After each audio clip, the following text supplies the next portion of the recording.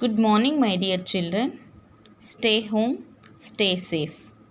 I hope you are listening your classes regularly and doing your homework properly. In the previous class, you have studied about England, the Civil War and the Glorious Revolution and America independence. Now, next French Revolution. Now let us see step by step we saw how is a society during that period and what is subsistence crisis. The crisis always been in the France. First one, socio and economic condition. In the previous class already discussed this topic. Let us once again revise the important points. The French society was divided into three estates. The members of the first two estates, that is the clergy and the nobility, enjoyed certain privileges. The burden of taxes was borne by the third estate alone. Now, let us discuss a growing middle class and end to privileges. A new social group called the middle class came up in the 18th century, earned wealth through trade and manufacturing of goods such as woolen and silk textiles. This group of the third estate became powerful due to their access to education and new ideas. In the book The Spirit of the Law, Montesquieu, a philosopher, proposed that government power should be divided between the legislature, the executive, and judiciary. This model of government was followed in the USA after the 13 colonies declared their independence from Britain. The American Constitution and its guarantee of individual rights was an important example of Third Estate in France. Outbreak of the Revolution. In this topic, we are going to learn about the outbreak of revolution. We all know Louis XVI was forced to increase the taxes to make its regular expenditure. In this part, we will see how he did it. In France of old region, the monarch did not have the power to impose taxes according to his will.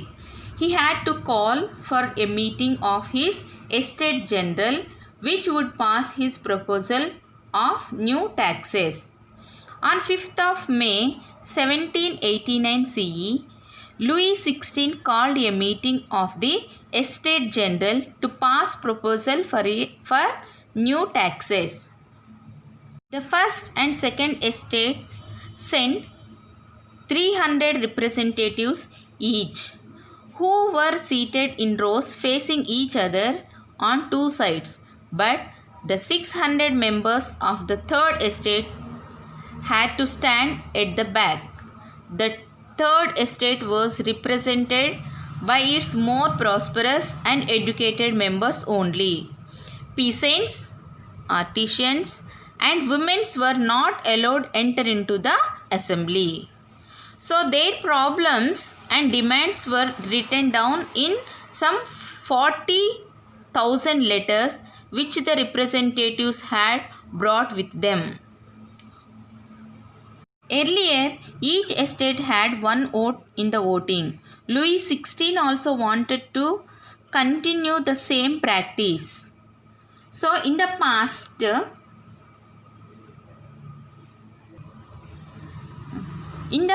voting was conducting to the principle that each estate had one vote, and Louis XVI wanted to continue same practice. But the times had changed. Now the members of the third estates were educated and prosperous. They wanted the voting to be conducting as the whole. This was one of the democratic principles suggested by philosophers like Rousseau in his book The Social Contract. So each members would have one vote. The king rejected the proposal and the members of Third Estates walk out of the assembly hall in protest. The tennis court oath. The representatives of the Third Estate felt that they were representing the whole nation. On 20th June, they assembled in the hall of an indoor tennis court in the grounds of Versailles. They formed the group called National Assembly and swore not to go back till they had drafted a constitution for France. The constitution was going to limit the powers of the monarch. They were led by Mirabeau Abbesius. Mirabeau was born in a noble family but was convinced of the need to do away with the society of privileges. Abbesius was originally a priest who wrote an influential pamphlet called What is the Third Estate? When the National Assembly was busy drafting a constitution at Versailles. The rest of France was facing unrest. Because of severe winter, the harvest was bad. This resulted in the prices of bread increased. Bakers took advantages of the condition and hoarded the supplies. Angry women forcefully entered the shops when they did not get bread. After spending hours in long queues, the king ordered his troops to move into Paris to take control of the situation, so that kings don't turn violent. But the people of the country mistook the king to be suppressing them. So the angry crowd entered and destroyed Bastille. Louis XVI finally gave recognition to the National Assembly. He accepted his principles that his powers would be limited. On 4th August 1789, Assembly passed a law to ban federal system of taxes. The political system under the Constitution of 1791. Now these powers were not in the hands of one person. They were now separated and given different institutions: judiciary, executive, legislature. Judiciary, executive, legislature. This made France a constitutional monarchy. The Constitution of 1791 CE gave the National Assembly the power to make laws, but all citizens did not right to vote. Only the active citizens and passive citizens. Active citizens were men above 25 years of age who paid taxes and equal to at least 3 days of laborer's wage. Passive citizens no voting rights. Above 3 million men, women, children and youth below 25 years age. The Constitution began with a declaration of the rights of man and citizen. Rights such as the right to life, freedom of speech, freedom of opinion, equality before law were considered as natural and inalienable rights. This means that the rights belonged to each human being by birth and could not be taken away. It was the duty of the government to protect these 17 citizens' natural rights. Next topic, the cause of the revolt. The people were not satisfied with the constitutional setup at the time because there is no true voting right given to the people. Only rich people who come under the category of high taxpayers only are eligible to vote, which means 10% of people of France are also may not be eligible to vote. So rest of the 90% are left out. This is very bad situation for the people of France. That is the another reason why people continued to be in the wars and discussed their issues in the Jacobin Club. It's not only the point of view of the men. Many of the women also participated and discussed social and political in the nation. The members of the Jacobin Club were small shopkeepers, artisans such as shoemakers, watchmakers, painters, as well as servants and daily wage workers. In 1792, the Jacobins decided to take a severe protest against the shortage of the food supplies for the people. So on 10th August 1792, at the place Tuileries, the king would be kept in hostage, and when the voting happened, they decided to kill the king as per rules. Later, they also remodified all the laws and special convention which came into powers after the end of the kingship rule. Now, monarchy came end legally in France. So, the Republican government first step it has taken that every individual who is aged above 21 years of age, irrespective of his economical status, will get right to vote. The Republican government first step it has taken that every individual who is aged above 21 years of age, irrespective of his economical status, will get right to vote. That is made clearly by convention which came to power in September 1792. The Reign of Terror. Next topic, the Reign of Terror. The period from 1792 to 1794 is known as the Reign of Terror. Robespierre, the leader of Jacobin Club, followed a policy of strict control and punishment. He arrested, imprisoned, and then tried to all the people he saw as enemies of the Republic. They included ex-nobles and clergy, members of other political parties, even members of his own party who did not agree with his methods. If the court found them guilty, they were guillotined. Robespierre's government issued laws placing an upper limit on wages and prices. All the people were allowed to have only a fixed amount of meat and bread. Peasants were forced to send their grains to the cities and sell it at prices fixed by the government. The use of more expensive white flour was forbidden. All the citizens were required to eat the plain equality bread, a loaf of bread made of whole wheat. Churches were shut down and their buildings were converted into offices. Robespierre implemented his policies so strictly that even his supporters wanted him to relax the policies.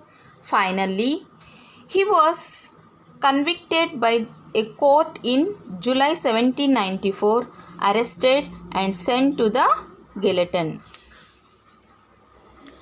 Women and French Revolution. From the very beginning, women were active participants in the events that made an important change in French society. Most women of the Third Estate had work for a living. Women started their own political clubs and newspapers to discuss and voice their interest. One of their main demands was that women should get the same political right as men. Women were disappointed that the Constitution of 1791 made them passive citizens. They demanded for the right to vote, to be elected to the assembly, and to hold political positions. Now, let us discuss this lesson. First, two question and answers. Improve our learning. Improve our learning. Second question.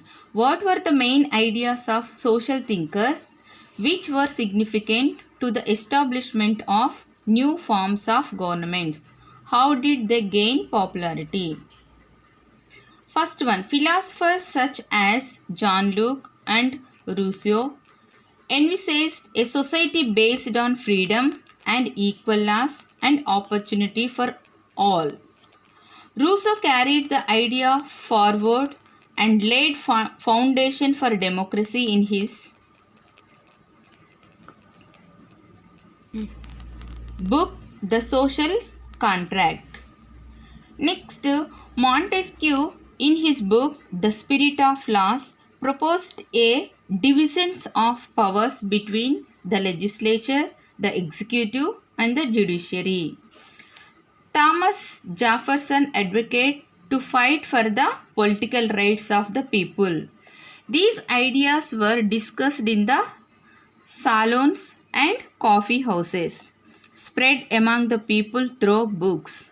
These ideas were read aloud in groups to benefit those who could not read and write. Describe the circumstances leading to the outbreak of revolutionary protest in France. Circumstances means causes. The French Revolution is an important political revolution in the world. It has laid foundation for democracy and human rights. The following are the circumstances or causes that led to the outbreak of the French Revolution. Social causes.